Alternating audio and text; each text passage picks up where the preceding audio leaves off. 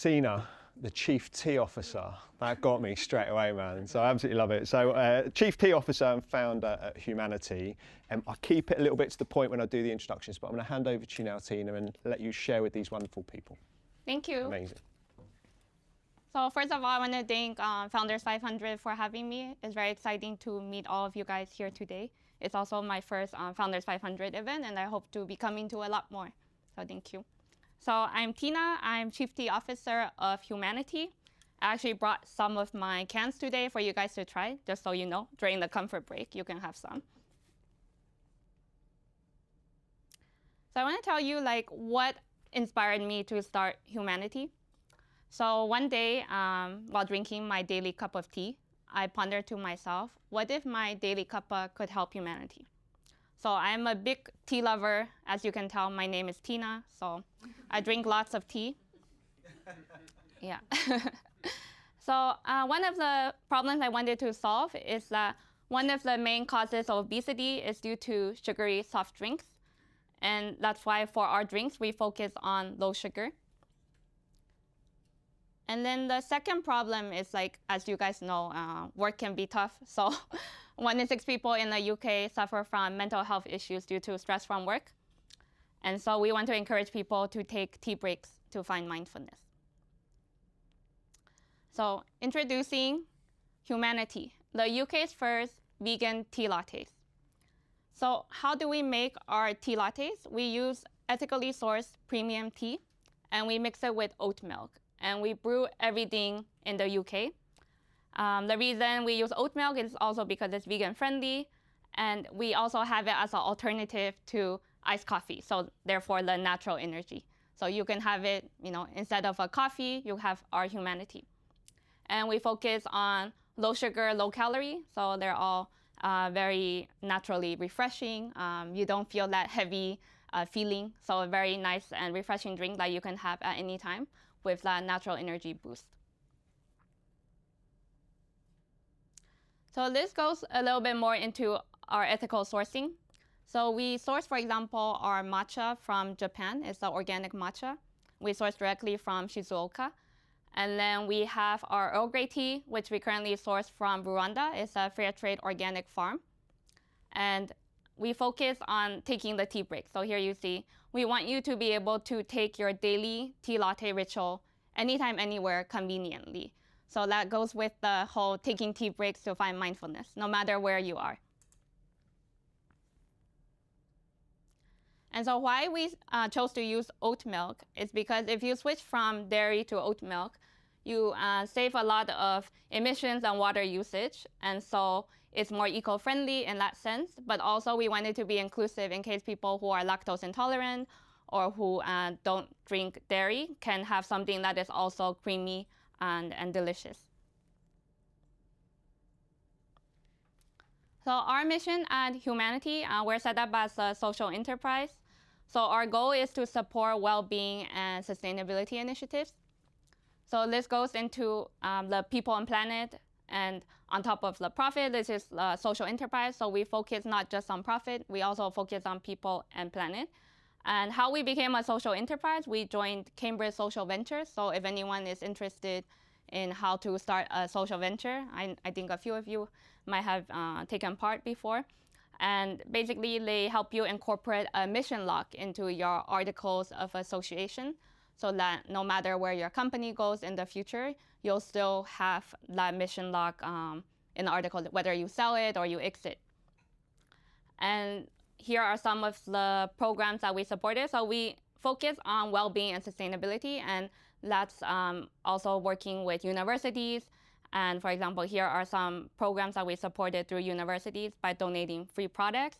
And then that goes to charity, fundraising, and that's how they raise money. And then some we donate purely cash to, for example, like cure leukemia.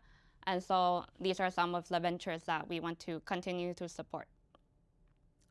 And this is about our target audience. So as starting a company, you need to look like what kind of persona is your company customers. So For us, it's actually around 20 to 44-year-olds. And based on research, our demographic is actually predominantly females. And we have more engagement on social media as well with the female audience.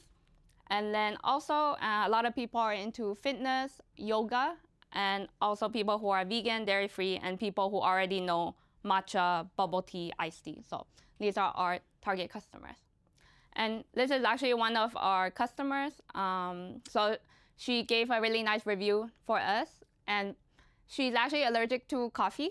I don't know if you, I never really thought about it, that people can be allergic to coffee. But of course, there are people who are allergic to coffee. And she said she saw so many of her friends drinking fancy coffee lattes and in cans. And she said, oh, there's nothing for me. So when they discovered HumaniTea, like, she was super excited. And yeah, this shows that we are hitting a market. It may be niche for now, but it's growing. And the iced tea market and matcha, bubble tea is all growing in the UK. So now I want to talk a bit about my journey. So it's been a few years now. So I'm Taiwanese American. So that's the initial concept. So if you don't know, bubble tea is originally from Taiwan. And I was born in Taipei. I moved to the US when I was 4 years old. And so I grew up in a Taiwanese American community. And so still drank a lot of tea, bubble tea. And so when I actually moved to the UK back in 2017 to do my MBA at Imperial Business School, that was a very exciting time. And I decided to focus on entrepreneurship. So entrepreneurship, as I guess many of you here are interested in, it's something that I first got into when I was 18 years old. So I joined a bunch of societies at my university where I was doing economics, UCLA in the US. And I was like, oh, one of my classmates is doing a Kickstarter campaign at 18 years old. And he's raised $1 million on Kickstarter. I can do that someday too. So that was kind of my first like diving into entrepreneurship. I said, oh, anyone can do it. So anyone here can do it. And so when I went to do my MBA, I took a lot of courses around innovation, sustainability, and social impact. And then I also participated in the enterprise program at Imperial College, where I got to work on different types of startup ideas. So actually, during my university, I was working on something completely different. I was working on a biodegradable nappy. So completely different than tea. And then after I graduated, I realized my passion is still around like sustainability and social impact. But actually, I love drinking tea, and why not do something around tea? And so I switched from IT actually. So there's a lot of tea in my life. I used to work at Accenture in IT consulting before my MBA, and then afterwards I started HumaniTea after my MBA, and so I started selling in farmers markets. That was back in 2019. So I was selling in farmers markets for 1 year.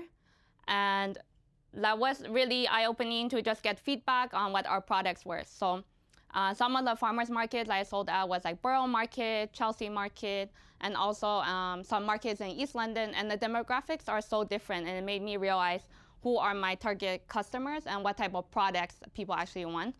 We started off with matcha, Earl Grey, and also a rooibos tea, which is a South African non-caffeinated tea. But then the Earl Grey and the matcha were a lot more popular, so that's why we narrowed down our selection. And we also had coconut milk as another option, and almond milk, but oat milk was the most popular pairing for the tea. So that helped me realize what I want to do for contract manufacturing. So I guess everything kind of fell into place. Unfortunately, it was COVID, but that was also when I had launched the crowdfunding campaign, actually a few weeks before COVID hit the UK. And then at the same time, all the farmers markets closed. So I had to basically move online as well. And it's hard to move online with handmade products. So I was basically producing everything in the commercial kitchen, bottling everything by hand. And so with that, I raised around 13K from just a crowdfunder campaign. So it was just pre-sale of products. And with that amount of money, was able to go to the first factory production. And for that, I worked with NatWest as well. So they were doing some match funding. So often times if you can apply for competition prize money or grant funding, it's a great way to kickstart your business. So yeah, that's the money raised. And then in October 2020, we actually have our first production, yay. And you can see also the brand has changed quite a few times. Before it was a manatee, and even earlier it was a T-Rex. So now the logo is just the H, which stands for humanity. And so we did our first production run of 10,000 units. And then since January 2021, we've been selling into retailers across the UK. Yeah. And so this is where we are today. We're stocked in over 100 stores. So we're still a startup, we're growing, and our main retailers are Ocado, and including Ocado Zoom, where we're on the meal deal for quick delivery under 60 minutes. And we also work with independents like Kew Gardens, Partridges, and we're also on like Deliveroo and Uber Eats with restaurants.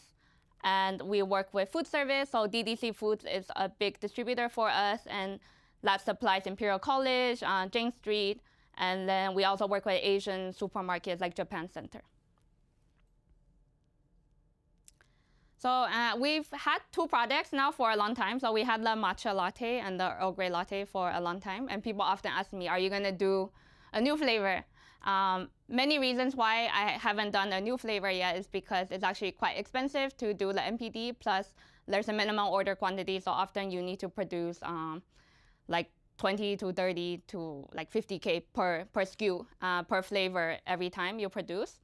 And so this is actually in development right now. Can you guys guess what flavor this is? Chai, yay, it's chai. Yes. so I had the pleasure of going to India for a friend's wedding, and then there learned a lot about how chai is made and how chaiwalas do it properly. But ours would be a twist on that because obviously it's a cold brew chai, and it's going to be mixed with oat milk, so it'll be quite different. And then some other things we're currently working on, we're on the Food Buy mentoring program. So Food Buy is part of Compass Group, and they support socially minded businesses through the mentorship program. So we've had the opportunity to sample in their offices, and the goal is to hopefully get a tender with them because Food Buy is part of Compass Group, and which means we would have access to Levi, Restaurant Associates, and all these big food service companies. And then another one is exporting. So we've been working with Department for Business and Trade. So that's a good organization to get in touch with. They offer a lot of support for startups for free if you're interested in exporting, and that's across all industries. And so exporting is one area we're focused on. So we work with Per Cup, which is a company based in UAE. And they currently help us sell our products internationally through their warehouse in UAE. And they're also now trying to help us get into some B2B locations there, including a Marriott Hotels based in Dubai. So brand awareness. So that's very important as a consumer-facing brand. So I've been working on trying to grow the brand. So as many of you who might be founders or looking to start business, getting that brand awareness is very important. So there's many opportunities to apply for free awards. So a great program I also part of is Small Business Britain. So they offer a lot of competitions that you can participate in, and you can win an award, and that helps you with the PR. You can reach out to your local news agents. And so this is one of the awards. It's called Small Awards. And through these awards, we actually got invited to 10 Downing Street or 11 Downing Street, and so got to be able to see what it's like, and it's a unique opportunity for a small business. So I think just apply to as many programs as you can. And then Founder Vine is another award we've gotten recently, including Be Inclusive Hospitality, and that supports diverse founders in the hospitality industry, as well as just diverse founders from all backgrounds, all industries through Founder Vine. So yeah, try to apply to as many awards as possible. And then PR. So sometimes you might get outreach by people asking for like paid PR, but as a small business, you can't really afford paid PR. So try to just reach out to the journalist directly. So for example, we got our feature on BBC just by reaching out to the reporter through Instagram and then Twitter. back when it was Twitter, and then LinkedIn, and also emails. And he got so fed up, I think he actually responded saying, oh, I got all your messages across all the platforms. So yeah, it was not necessary. But then he responded, which is good. And then it was actually in 2021 when he interviewed me and he made a film. And since then, we've been close friends. He's now since moved on from BBC, but we're still really good friends. And we were featured in the news at like 6 a.m. one of those days. And then he's also written a book about startups that he's written about now. So now we're in a book as well. It's called CEO Secrets. And now because we were talking about like founders and like also kind of the founder journey, I wanted to share more about my exploration from the products that you see today, which are in the aluminium cans. So people often ask me like, why not other types of packaging? And so we actually done it all. Like we started with glass because we wanted to be able to sell it in the farmers markets and have people return it and then reuse the bottles. But it got really complicated because let's say a lot of people in borough market are tourists, let's say, and then so they obviously don't come back unless they finish there. And then cleaning the bottles was another difficulty. Yeah, and so what I found was that unless you have that volume, it doesn't really make it that more eco-friendly to clean the bottles because you need a lot of water, and then the whole process of collecting the bottles makes it not as eco-friendly. And then I was part of actually consultation with department, it's called DEFRA, so that department. And so they had asked small businesses to come and talk about packaging. And so another packaging we're thinking about was Tetra Pak, because Tetra Pak is actually widely recycled in other countries. But then in UK, it's actually not recycled. And a lot of it ends up in landfill because I think there's only 2 recycling facilities in the UK for Tetra Pak.